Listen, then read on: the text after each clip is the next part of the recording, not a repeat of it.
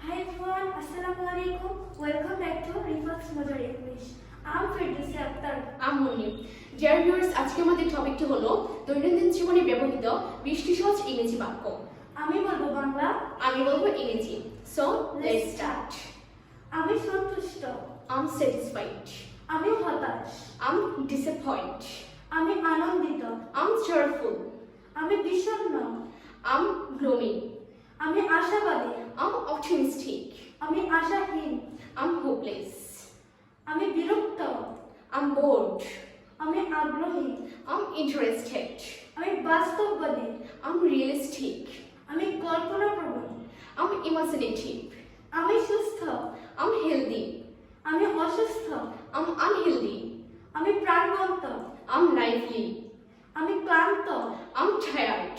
আমি আবেগপ্রবণ, I'm emotional. আমি অনুভূতিহীন, I'm impulsive. আমি সক্রিয়, I'm active. আমি অসুখী, I'm unhappy. আমি উদ্বিগ্ন, I'm concerned. আমি উদ্বেগহীন। I'm unconcerned. So viewers, এটাই ছিল আজকে আমাদের দৈনন্দিন জীবনে ব্যবহৃত 20টি সহজ ইংরেজি বাক্য। যদি আপনাদের কাছে ভিডিওটি ভালো লাগে তাহলে লাইক, কমেন্ট, শেয়ার এবং সাবস্ক্রাইব করে দেবেন। So thank you very much.